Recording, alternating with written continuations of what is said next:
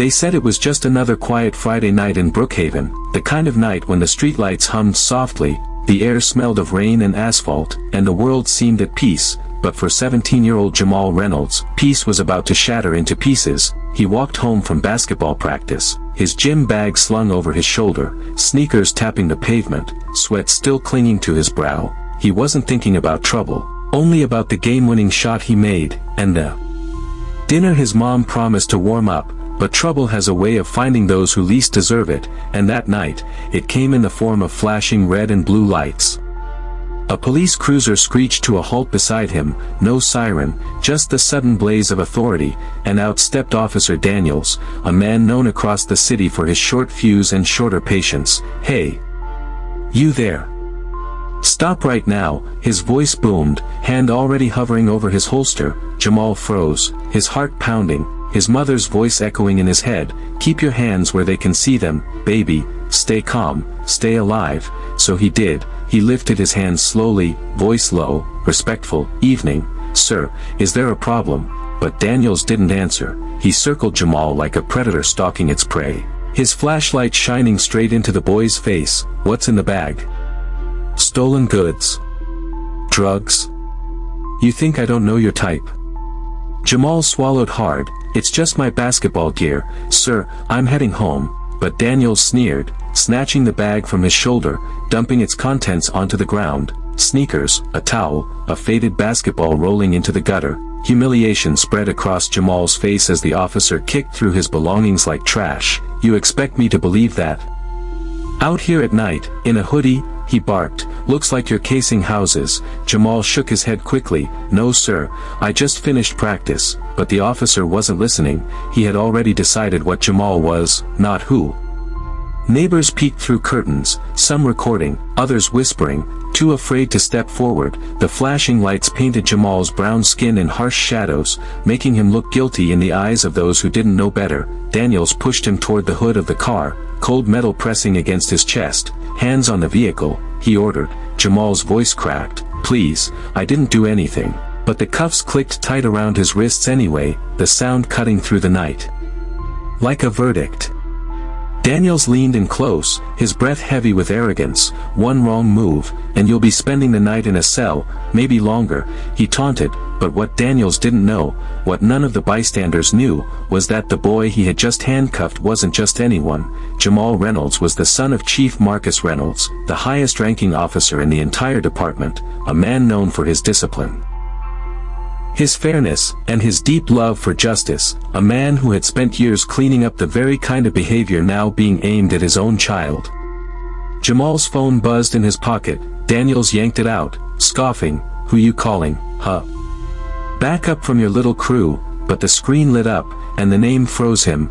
"Dad, Chief Reynolds." For the first time, Daniels hesitated, his smirk faltering. "Who's Chief Reynolds to you?" he demanded. Jamal's eyes met his, calm but burning with hurt. "He's my father." The words hung in the air like thunder. Silence swept over the street, neighbors gasping, someone whispering, "Oh no, he didn't." Daniels blinked, the color draining from his face. "You're lying," he said, but his voice shook. Before he could speak again, the sound of another engine roared in the distance, growing louder, closer, the kind of sound that carried authority in every rev. The crowd shifted, murmuring, "That's the chief's car," and then headlights pierced the night, slicing through the fog, the black SUV pulling up fast, doors slamming, and out stepped Chief Marcus Reynolds himself, still in his uniform from a long day at headquarters, his badge glinting under the red-blue haze, his eyes scanning the scene. The crowd, the cuffs, the fear in his son's eyes, and then landing coldly on Officer Daniels.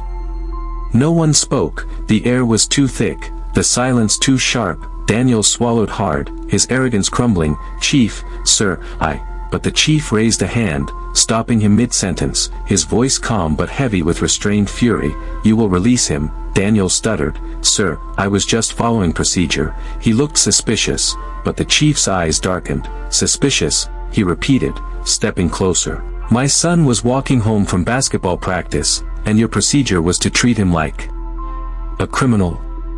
The crowd's murmurs grew louder, phones recording, hearts racing. Daniels's words faltered. I didn't know he was your son," he said finally, but the chief's reply came like a hammer. So if he wasn't my son, would you have treated him any better? The question struck deep, cutting through the night. Daniels had no answer, only shame.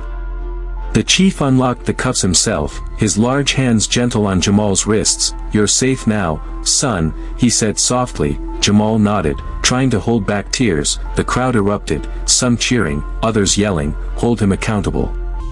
Daniel stepped back, trembling, his power gone. The chief turned to him, voice cold. "Officer Daniels, you're suspended, effective immediately. Turn in your badge and weapon." Daniels's eyes widened. "Sir, please, I've been on this force 15 years, you can't."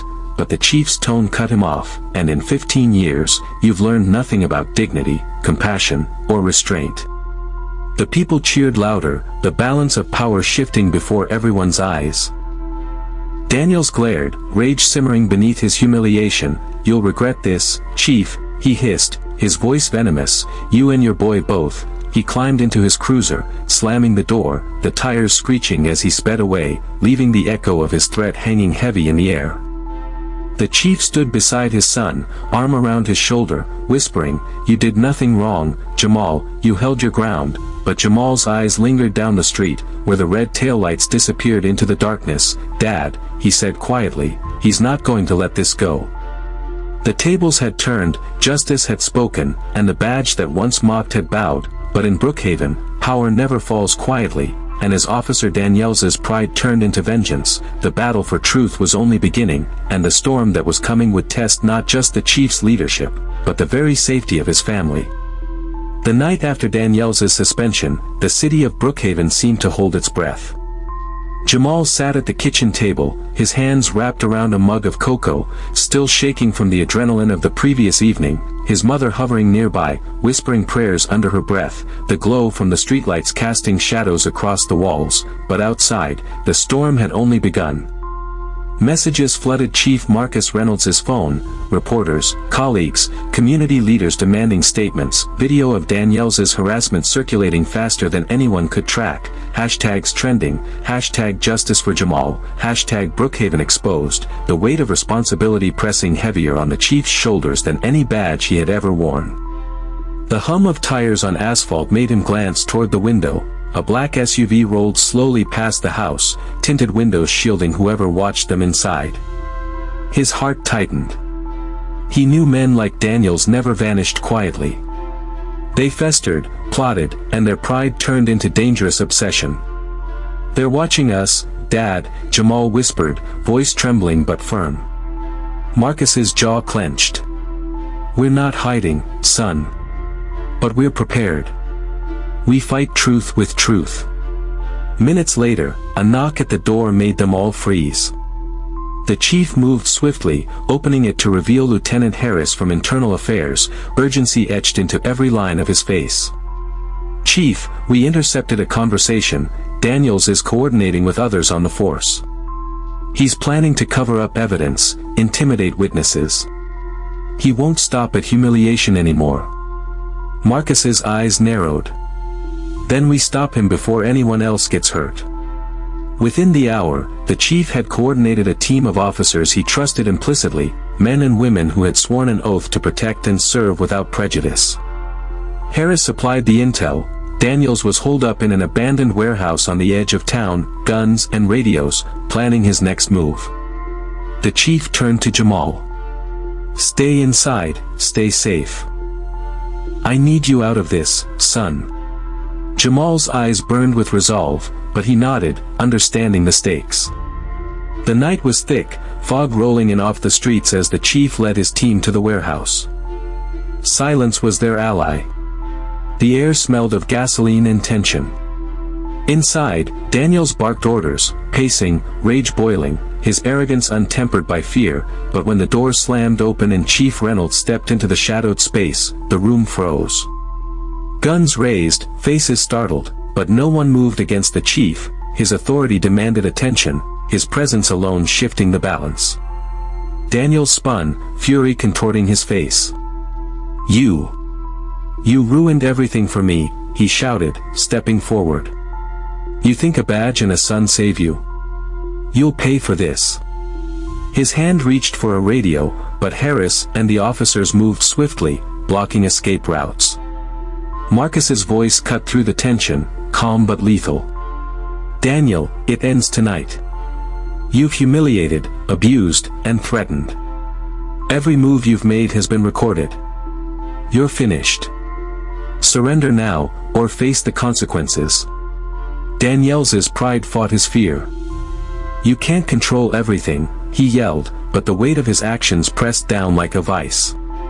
The officers around him moved in unison, disarming him, seizing radios, guns, and his phone. The finality was absolute. The underdog, the boy he had tormented, the chief's son, and the truth of the system had toppled his arrogance. As Daniels was handcuffed, his voice lowered to a venomous whisper. "This isn't over, you'll see." The chief's eyes met his with unwavering clarity. "Justice is never over, Daniel. But power abused without integrity always comes back to the one it wronged." Daniels was led out, cameras flashing, the evidence of his misconduct now undeniable, the community watching, justice served in the most public, unassailable way. Back at home, Jamal stepped onto the porch, watching the convoy of officers return. Daniel's gone, the weight lifted from his shoulders, yet a quiet tension lingered. The chief placed a protective hand on his son's shoulder, voice steady, heavy with both relief and warning. "Tonight, we proved that courage and truth outweigh arrogance and fear. But always remember, son, vigilance is the price of justice." Jamal nodded, pride swelling, but understanding that the fight was never truly over. The system could still bend, men like Daniels could still linger, and integrity would always need defending. Jamal stood tall, his dignity restored. The boy who was underestimated and mistreated had become the symbol of accountability in a city that had too long looked away, and as the community cheered, the chief knew the night's victory was only a chapter, for power corrupted doesn't vanish quietly, it waits, and those who wield it without conscience will rise again. But next time, Brookhaven would be ready, and so would they.